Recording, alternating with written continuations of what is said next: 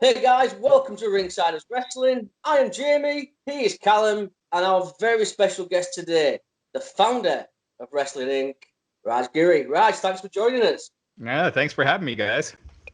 It's a pleasure, man. We're really excited for this. Appreciate your time.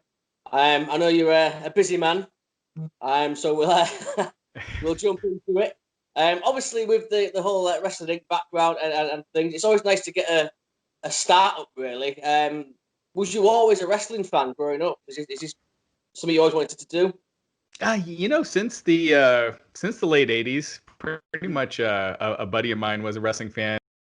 I watched it here and there from like '85 to '87. And then my parents, there was an episode of Tuesday Night Titans where I think it was Sika that ate a live chicken. And my parents saw that, and they stopped letting me watch wrestling. So finally in '87, a buddy of mine were at their house. They were watching Saturday Night's Main Event, and I just got hooked. And I was hooked, from the start. So, yeah, and I've been watching ever since. There were times when the interest dipped a little and then came back, dipped a little again. But yeah, I've been pretty hardcore ever since. But no, I never thought I'd be doing this. Yeah, no, similar to me. I'm the same. I think it was about '88 when I started getting into it. I was at my auntie's house, and she had cable at the time, and I believe it was WrestleMania 4, and that to this day I make sure I watch that pay-per-view at least once or twice a year, because that was where my fandom started. And I was obviously a Hulkamaniac and a Macho Man fan. Who were the guys you were drawn to? I kind of same. I started off a big Hulk Hogan fan, and then after a while, I just gravitated to Randy Savage, and he's my favorite of all time. I think you never find someone and say that guy reminds me of Randy Savage, who was truly like a once in a lifetime character. Just everything was so unique about him, and that's what I loved about pro wrestling then, was those characters and the larger than life characters. The matches were secondary. It was just the clash of these larger than life characters, and I loved it. It was like a comic book coming to life in a lot of ways. Yeah, no, I'm exactly the same. I was the same. I was Hogan, then I was kind of like, oh, hang on a minute, Randy Savage is way cooler. That's kind of it. And that was it from the it was Randy Savage for me. I'm totally the same as you. But so you are a journalist, is that correct? I wear a lot of hats. So I coded the whole Wrestling Inc. site. It's not a CMS. So I originally started out as just a web developer, and I did some writing, but I didn't have a journalistic background. But I always followed the rules of journalism, and to this day, I do a lot. So much of my time is spent on the technical end of the site, and then also managing the writers, managing advertising and everything like that. And then also doing some writing. But so I wouldn't call myself a journalist. I do some of that, and I do interviews and everything. But it's weird. But we do break a lot of stories. I've broken a lot of big stories this year. I was just going to say, I'm a web developer too. I can't imagine how much work has gone into the Wrestling Inc. site. If you haven't used a CMS for it and you've coded it all yourself, that must have been a lot of hours you put into it. Yeah, for sure. I mean, it's, gradually coding and recoding and revamping over, 23 years, I guess now it's been. It started off as a front page site and evolved from there. So, yeah. Front page. Wow. I haven't heard of a front page for a long time. Yeah. Yeah, I'm a technophobe, right? So you two are talking foreign to me now. It's front page Microsoft. Is it Microsoft front page? It was Microsoft. Yeah, that's right. And Wrestling Inc. I started it in '96. It was a GeoCity site. I don't know if you remember GeoCities. Yeah. Wow. Yeah. Did you have lots of random GIFs and all the spinning counters and all that weird stuff? Welcome to my website. Yeah. Right. Yeah. I remember the first day I got like 8 views, and I was just ecstatic. I was like, "Wow, 8 people saw this. That's crazy." And realistically, it's probably you refreshing it 8 times. Right, yeah, it was probably me. But still, it was not nowadays. They're all real people on the website nowadays. At least you can take in that. Yeah, exactly. So right. it's been wild.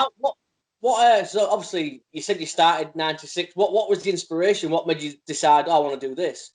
So I went to an engineering school here in Colorado. It's called a Colorado School of Mines, and I was a chemical engineer major, and I was just hating it. I was just like, I cannot picture myself doing this my whole life. And the internet was just starting to become a thing. So my then girlfriend, now wife, she was out of town for a weekend. So I was like, I don't feel like going out. I'll just, figure this thing out, make a website, and see how hard it is. And I just started working. I needed a topic. I was a big pro wrestling fan at this time, and my interest had kind of faded in '93, and in '96 it was coming back. So I was starting to get back into it, and I was like, "That's my topic." And so I just started, blogging about what I was seeing on, what we call blogging now, but just giving my opinions on what we saw on TV and where I think things were going. And wrestling was so predictable then. That and logical also, but so a lot of things I was writing would end up coming true, and it started getting a little bit of a following that way. And I started a newsletter as well. And Court Bauer, are you guys familiar with him? He's the president of CEO. Yeah, so he used to write for it. And, awesome. Yeah. So it's pretty wild. So it's kind of like one of the, for lack of a better term, one of the original dirt sheets, you could say. yeah, absolutely. Yeah, especially on the internet, for sure. Yeah. Before I ask you anything else, you touched on Court. What's your thoughts on Court now with MLW? Because we get it in the UK on a Monday, and it's one of the best shows I've seen. Oh, I think he's done a fantastic job. And I actually have an interview with Court that I just did yesterday. It's on the site right now on WrestlingInc.com. But I think he's done an amazing job. And, I look at MLW and their trajectory has always been up, whereas there's some other promotions that have gone the other way. So it's always great seeing that. So, yeah. Yeah, well, I'll be checking that interview out. I did say to Callum that I'm going to be checking. Obviously, you've got Ryback after this one. What are you expecting with that one? He's quite a character.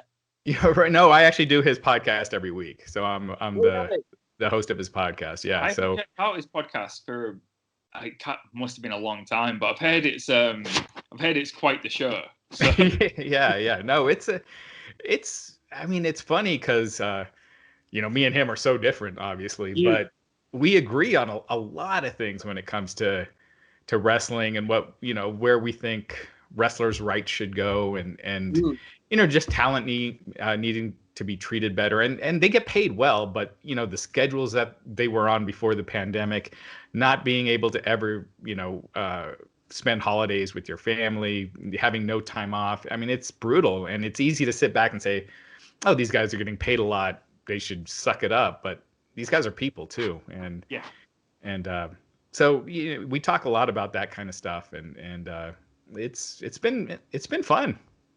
He's got a good mind for the business side of things, hasn't he? Surprisingly, like I know when you look back at when he was like, if you've watched him for a long time, there's been Skip Sheffield, there's been Ryback, and you might not always think of Ryback being a guy who has a good business mind, but he really does, and that surprised me. Like I follow him on LinkedIn, and he plugs his Ryback nutrition stuff quite a lot. Feed Me More. Right. And I was like, wow, this guy's got his own business. Like he clearly understands the business side of things. So yeah, I imagine it's quite fun doing a show with Ryback. He's one of the more out there characters, He's quite outspoken. So and one of the things is that he's not afraid. Yeah. Like so many wrestlers, they're very toned down when it comes to talking about WWE because they eventually want a job if they're not working there, or want to be in the Hall of Fame, or want a Legends deal. They're not gonna lay it all out and just tell you exactly what they think because they want to temper it a bit. But Ryback does not care, and he just he said some crazy stuff, but he means it. He thinks. Yeah. Wrestling will be better if Vince McMahon is out of charge. He thinks that Vince McMahon's bringing the company down and wants to keep talent down and not get bigger than the company. And every time you're watching TV, it definitely feels that way. Like talent aren't allowed to become bigger than the company anymore. And whether it's an out of touch philosophy to script everything and not let the guys be themselves, or he truly believes that's the best way to get them over, it's just not really working. Yeah. we've spoke to a few guys at WWE, and that's the one main thing that they've said to us. We spoke to Gallows and Anderson a few weeks ago, and the same thing with those guys. It was the scripted. They don't like the scripted. You know, how are you going to get over by reading, memorizing a paragraph? Go out there and be yourself. And that's a lot of guys have said that when we've spoken to them. I think for some people it works. Like some people do need scripting. A lot of people have said that too. Like it's not always a bad thing to be scripted.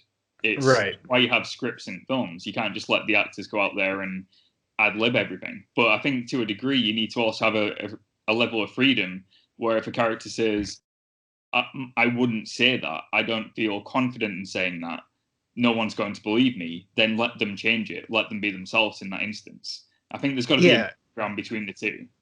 Yeah, we were talking about 80s wrestling and Saturday Night's Main Event. Those were all scripted, those promos. But those characters, they knew themselves. But if Randy Savage is calling someone Fireface and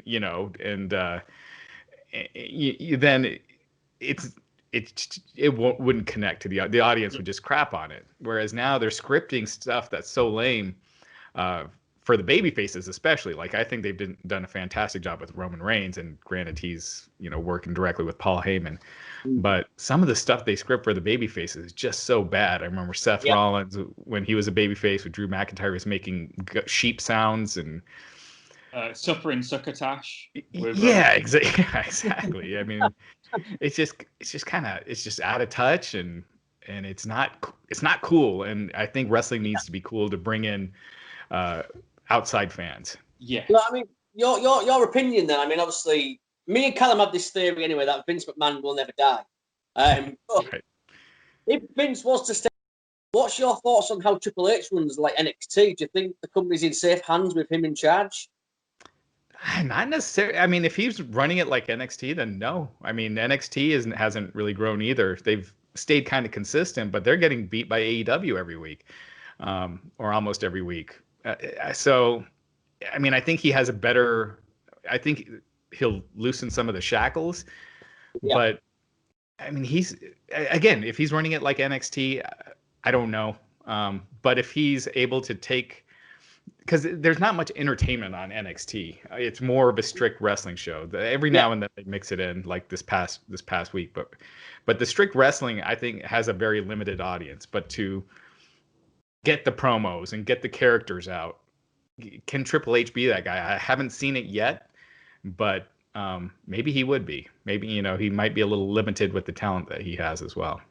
What do you think the reason is that AEW is winning most weeks? Because to me, looking at the sample size of the ratings, it's always combined around 1.6 million people, the sample size. So for me, it seems like it's the same people watching both shows every week, and some people are flicking between.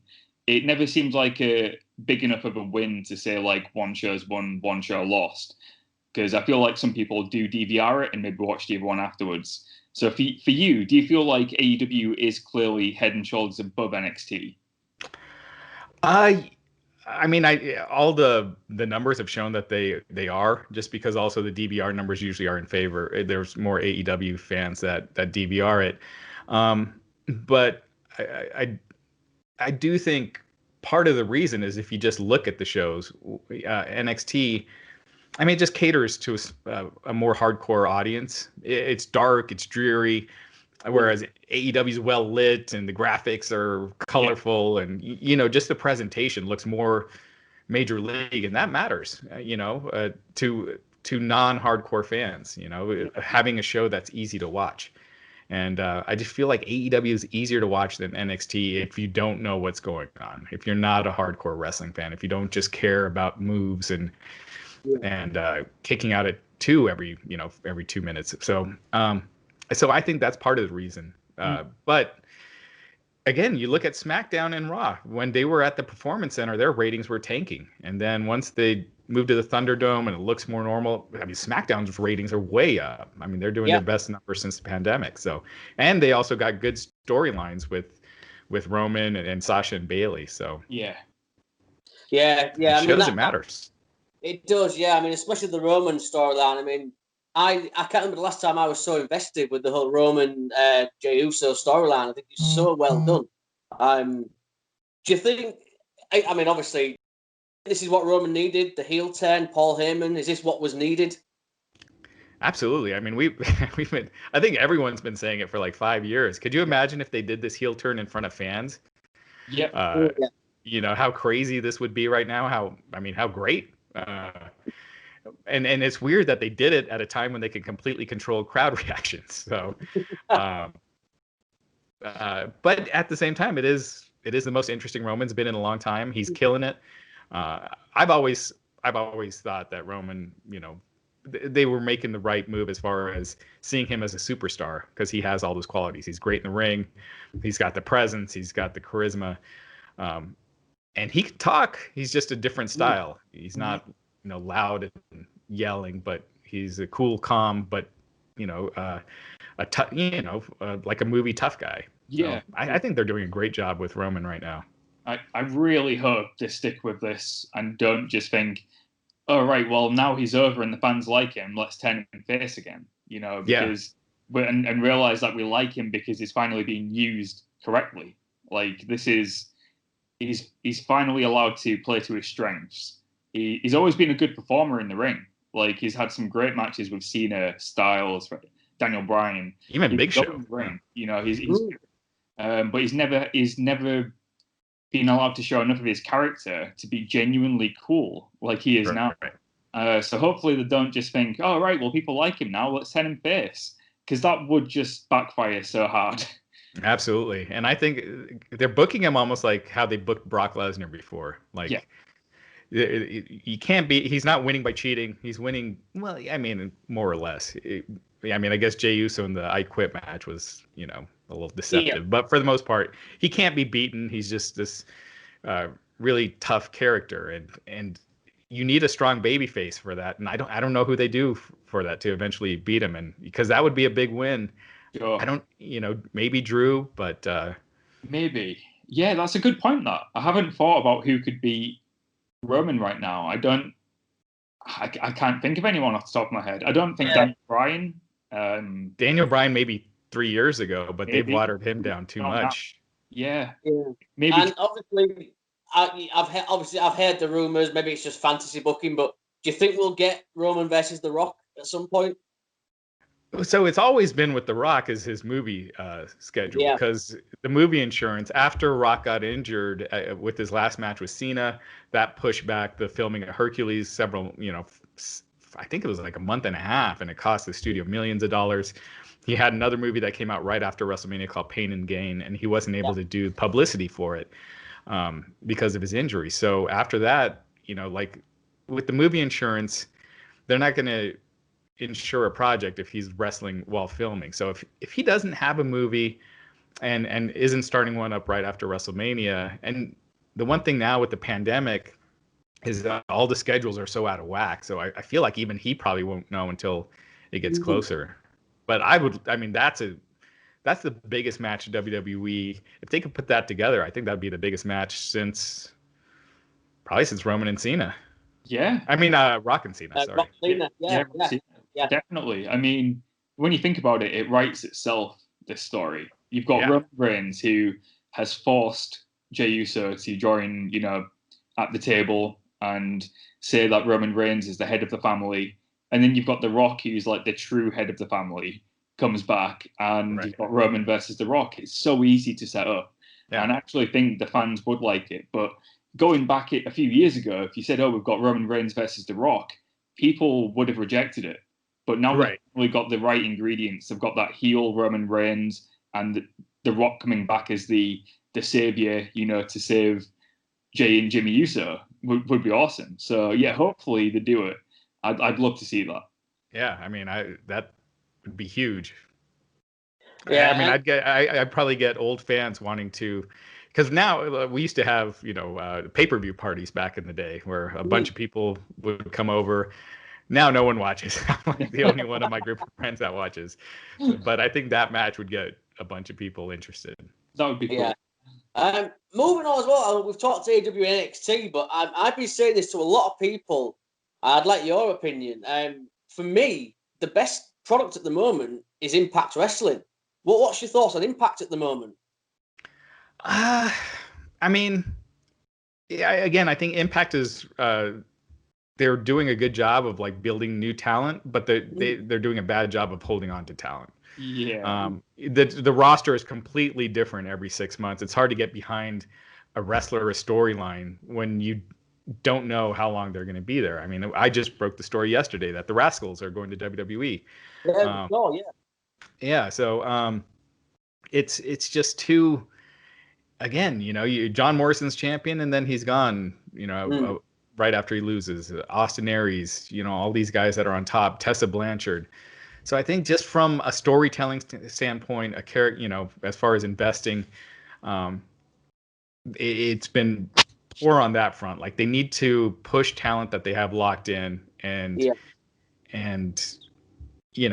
try to hold on to some of these guys. I know it's tough because you got with AEW out there.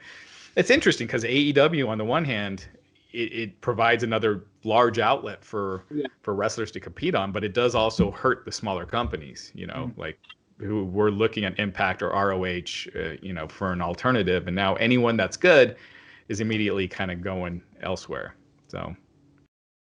Yeah, and I saw a few comments on Twitter yesterday actually about the Rascals, and a lot of people were talking about they think that's a major loss for Impact. Do you agree with that? I think so. Yeah, I think they're super talented. Trey Miguel, I think. Again, I think what we've seen with WWE on the main roster is you have to have size, otherwise it's really working against you. Unless you're, and you do have some exceptions: Mysterio, Daniel Bryan, CM Punk to an extent. But it's hard for a smaller guy that doesn't have super charisma to get over on the main roster. But NXT, I think they'll do great. I think they're so good in the ring. I think they'll do awesome. They're not going to keep the Stoner gimmick though. Let's face no. Well, maybe in NXT, I don't know. Who knows? They seem a little more lenient. But obviously, we won't keep you much longer. I know you've got Ryback, but just going back to when you said you started wrestling, what was it like starting it up in that period as well? Obviously, you had the Attitude Era coming along. What was it like? That was probably one of the best eras we've ever experienced. Oh man, it was crazy, and I always think like, man, if social media was like that back then as it is now, you have these people going crazy over WWE versus AEW. Could you imagine with how many people were watching back then in WWF versus WCW and on Twitter and what Bischoff would be doing? He would just be like trolling like crazy. Bischoff would be leaking the results for Raw on Twitter. Right. Yeah, he just figured them out. Yeah. So, I mean, God, I love that era, like starting the website and just going from it being a hobby to just learn how to do web development to becoming a real thing. And when I remember the first wrestler I interviewed was Spike Dudley, and then I was just like blown away, that I'm like talking to these guys, and then Rob Van Dam after that, and I was just, it was a wild time, and getting in kind of on the ground floor before. The timing can be everything sometimes, and getting in before it just went crazy, like that 97, 98, especially 98 and 99, was just magical in a lot of ways. I think Wrestling Inc., Gearwork, WrestleZone, and ProWrestling.net were the original 4 wrestling news sites that have just they've always been a staple. In wrestling news, those are always the sites that come up. So you've done great to stay around that long, because there's so much competition for wrestling news. So you've done great to stay at the top of the food chain, so to speak, for all that time. Oh, thank you. Yeah, it's been a wild ride. I remember back then you had, I don't know if you remember Scoops, Scoops Central and Mikasa and all these other. Yeah.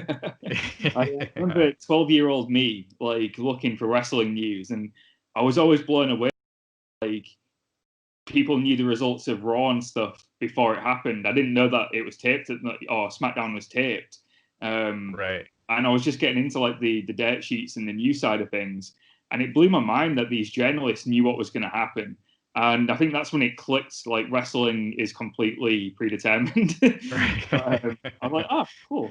Yeah. Then from then, it was kind of a downward spiral because I feel like once you find the dirt sheets, it kind of takes away some of the magic of wrestling.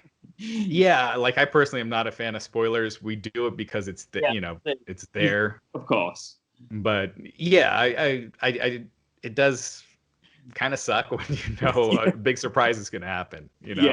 Like when Sting, when that was leaked. Like if you didn't know when he appeared at the Survivor Series, and then if he just showed up without it being known ahead of time, that would have just been insane. Right. But it being leaked kind of took some of the magic out of it. And do you think you hear a lot of like the new wrestling boom period? Do you think we're in the boom period now, or do you think there's going to be a boom period? Do you think we'll ever have another Attitude Era kind of era? Well, as far as it being mainstream, I think we're kind of far from that, at least in the U.S. It seems like even in the U.K., it seems like it was a lot bigger a few years ago before NXT UK was created, and that kind of toned it down a little. But I think we're not close to an era where we're seeing it more mainstream, but we are in our bubble. It is kind of a boom period, with wrestling fans, with so much different product you can watch right now, and so many different styles. So in that sense, yeah. Obviously, before we let you go, one final question, probably a stupid question, but it's always good to get an opinion. Survivor Series, Undertaker's final farewell. Do you think it is his final farewell? Because people are always saying, "Oh, he'll come back. He'll come back." Do you think this is it for the dead man? I do. I personally do. I think it's just too perfect, and I think it's going to be like a Shawn Michaels except Shawn Michaels did come back, but where he meant for it to be a real retirement. And I think it just 30 years, his 30th anniversary Survivor Series, laying down the hat. His last match was at a WrestleMania. I would have liked to have seen him against AJ in the ring. I think AJ could carry that, and it would be actually really cool. But I do think this is it. Yeah, and I've said to Callum before, and I've said to our friends before, he doesn't owe us anything. The guy deserves to retire. He deserves his Hall of Fame spot. And you can't argue with probably the greatest career ever. Right. Yeah, no, absolutely. I mean, I almost felt like that match with Roman should have been it at WrestleMania, because it was the way he laid everything in the ring. It felt right. And I know at the time he thought that was it, but that would have been a great farewell. And then doing this like ceremony at the 30th anniversary of Survivor Series. But man, I remember being a kid in '93 when he came out and just being like, this is the coolest thing I've seen. Absolutely. To this day, I'm 36 years old, and I hear that gong, and the 80-year-old in me gets excited still. Right. It's wonderful, and it's my dad's the same. If I'm ever with my dad, and he's with me, and it's on. He's 67, and he still to this day wants to watch The Undertaker. So it's a testament to that guy himself as well. Right. Yeah. I mean, if you made Henry Godwin the Undertaker, it gave him that gimmick, it wouldn't have worked. It's not just the gimmick, it's the guy. And it had to be Matt Calloway as the Undertaker. Right, exactly. Yeah. But on that, Raj, we know you've got things to do. Would you like to anything you want to plug your social medias, Wrestling Inc? Keep checking out WrestlingInc.com. I mentioned my interview with Court Bauer. We've had a ton of other interviews recently. We have daily interviews on our Wrestling Inc. Daily podcast. In recent weeks, we've had Mick Foley. We've got, I'm already forgetting. There's been a lot, but keep checking out WrestlingInc.com. Oh yeah, Leo Rush, Savio Vega, who revealed that he's going to be at Survivor Series along with the Godwins, Rikishi, and the Godfather. And Kane for the Undertaker's farewell. And keep checking out WrestlingInc.com. Excellent. Well, can't thank you enough, Raj. Hopefully we can get you back on again at some point in the future. We'll chat some more wrestling. Absolutely. This was fun. Thank you very much. But for now, enjoy the rest of your night. Enjoy Ryback. He's Raj Giri. We are Ringsiders. Thank you.